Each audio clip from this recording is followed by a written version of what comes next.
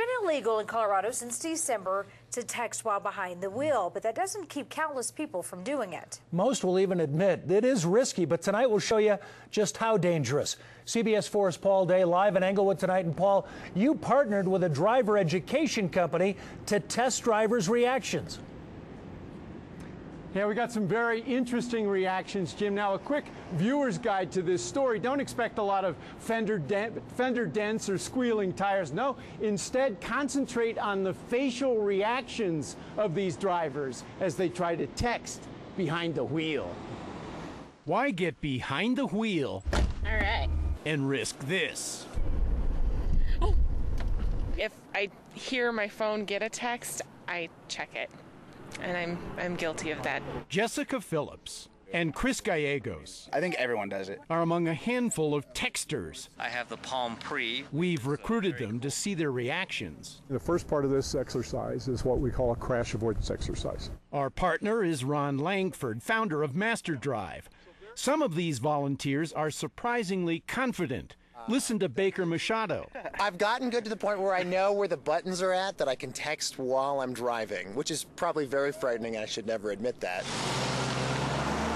But he puts his mobile where his mouth is, at least this time. Baker is able to text and dodge this unexpected hazard. Pretty good. But our expert is not impressed. We've got some people out here really good at texting, except that you can't do it and drive. To prove his point, Ron first familiarizes our group with this obstacle course. Red lights signal a lane change. After a while, drivers know what to expect. Then, driving the same course, they try to answer or send a text message. For Gil Asakawa, the distraction is too much. Maybe it's because he's 52 years old. I didn't grow up with using my thumbs to communicate. So how about somebody much younger, like Mike Boyd?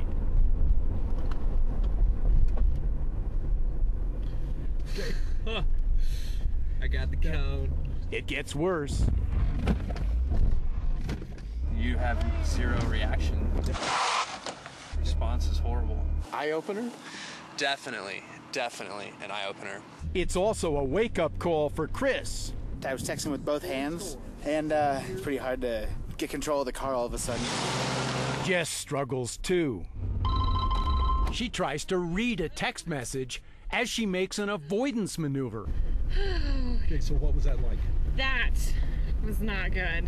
How about another try?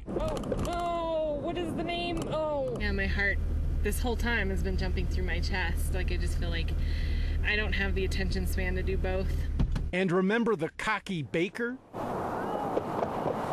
I told you, you had to be a little nervous. Texting, even on a familiar obstacle course, proves overwhelming for all our drivers. You should see your eyes are just... Right. This is a lot to process. Yeah, Ron founded Master Drive after a fatal accident hit home. We started this whole program because my daughter was killed, teenager, was killed by a drunk driver.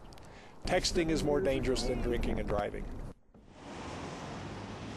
Now, we asked the Colorado State Patrol what percentage of people still text and drive. And they said there's really no way to estimate that, but since the new law took effect, State Patrol has issued 110 violations. Jim?